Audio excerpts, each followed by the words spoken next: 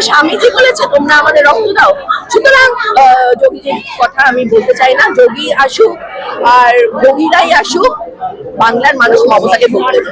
বাংলায় মোদি আসুক আর যোগী আসুক, বাংলার মানুষ মমতাকে ভোট দেবে। এদিন নদিয়ার কৃষ্ণনগর দক্ষিণ বিধানসভা কেন্দ্রের তৃণমূল প্রার্থী উজ্জ্বল বিশ্বাসের সমর্থনে চক দিগ্নগরে নির্বাচনী জনসভায় এসে সাংবাদিকদের প্রশ্নের উত্তরে মোদি মন্তব্য করলেন তৃণমূল সাংসদ তথা অভিনেত্রী জুন মালিয়া। এদিন উত্তরপ্রদেশের মুখ্যমন্ত্রী যোগী আদিত্যনাথকে এক হাতে নিয়ে তিনি বলেন, এও আমাদের শুনতে হলো, স্বামী বিবেকানন্দ বলছে তোমরা আমাদের রক্ত দাও, আমি তোমাদের স্বাধীনতা দেব। অন্যজন ভারতবর্ষের প্রধানমন্ত্রী নরেন্দ্র মোদীর নৌকা ভ্রমণ নিয়েও কটাক্ষ করেন তৃণমূল সাংসদ। তিনি জানান, আমরা ভেবেছিলাম নৌকা ভ্রমণের পর প্রিন্সেপ ঘাটেও ফুচকা খাবেন। মণিপুরের সার্বিক পরিস্থিতি তুলে ধরে এদিন প্রধানমন্ত্রীর সমালোচনা করে জুন মালিয়া বলেন, মণিপুর যেখানে চলছে তার উল্টো দিকে প্রধানমন্ত্রী নৌকো বিহার করে বেড়াচ্ছে। এসআইআর প্রসঙ্গে টেনে জুন মালিয়া বলেন, যেভাবে বাংলার মানুষকে হেনস্থা করা হচ্ছে তাদের উপর অন্যায় করা হয়েছে। নির্বাচনের প্রথম দফায় মানুষ জবাব দিয়েছে, দ্বিতীয় দফাতেও মানুষ সঠিক জবাব দিয়ে দেবে। যোগী বাবুর কথা আমি বলতে চাই না। যে ভদ্রলোক মুখ্যমন্ত্রী হয়ে একটা রাজ্যের এসে বলতে পারে যে স্বামী বিবেকানন্দ বলেছিল যে তোমরা আমাকে রক্ত দাও, আমি তোমাদের স্বাধীনতা দেবো, এর থেকে খারাপ আর কিছু হতে পারে না। বাংলার মানুষের মানে আমি তো ভাবছিলাম যে ভগবান কি দেখাচ্ছ আমাদের, মানে এটাও শুনতে হলো আমাদের যে স্বামীজি বলেছে তোমরা আমাদের রক্ত দাও।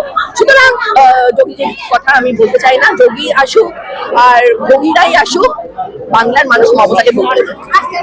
প্রধানমন্ত্রী নরেন্দ্র মোদী ঘুরে গেল, আমি যোগীজির কথা বললেন, আমি ভোগীজির কথা বললাম। যোগীজি আসুক, ভোগীজি আসুক। উনি ঘুরছেন, উনি ঝালমুড়ি খান। আমি তো ভেবেছিলাম উনি কালকে ফুচকাও খাবেন প্রিন্সেপ ঘাটে, জানি না খেয়েছে কিনা। নৌকা বিহারে গেছেন, ছবি তুলছেন, বাকি পুরো দেশ চলছে। রোমের রাজা ছিল নিরো, সে যখন রোম দাও দাও করে চলছিল তখন সে নাকি ভায়োলিন বাজাচ্ছিল। আমার তো সেই দৃশ্য কথা মনে হচ্ছে, মণিপুর দাও দাও করে চলছে আর আমাদের নরেন্দ্র মোদীজি নৌকা বিহার করছেন।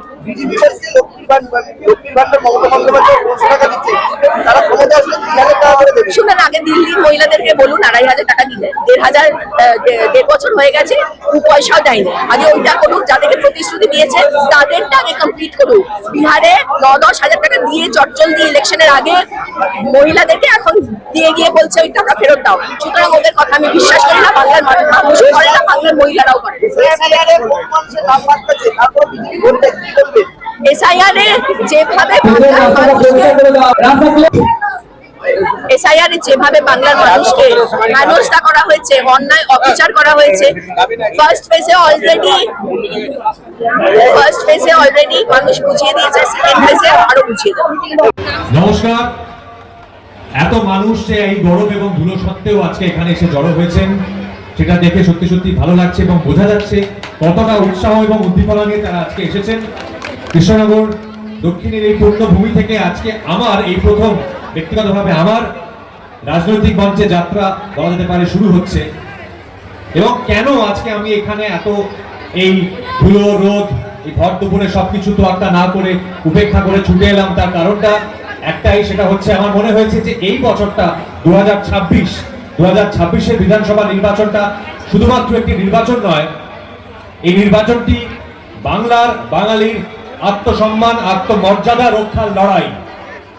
সেই লড়াইয়ে আমার মনে হয় প্রতিটা বাঙালির সামিল হওয়া দরকার। আমি দেখতে পাচ্ছি আমার সামনে যে মানুষ সমাগম হয়েছেন তাদের মধ্যে অধিকাংশই মহিলা, মায়েরা, বোনেরা তারা আছেন।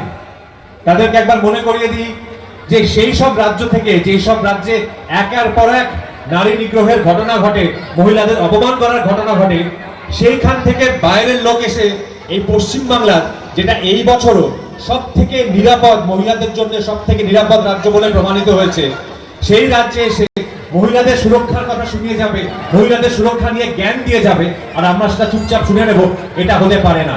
সেই জন্যই বলছি এই বছরের নির্বাচন বাংলার এবং বাঙালির আত্মসম্মানের আত্মমর্যাদার লড়াই।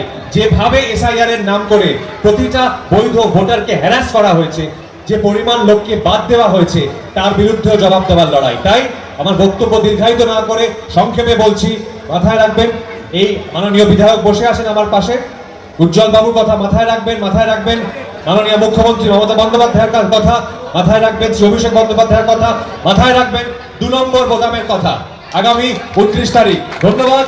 জয় হিন্দ, জয় বাংলা। ধন্যবাদ। ব্যুরো রিপোর্ট, রাষ্ট্রীয় প্রসার বাংলা।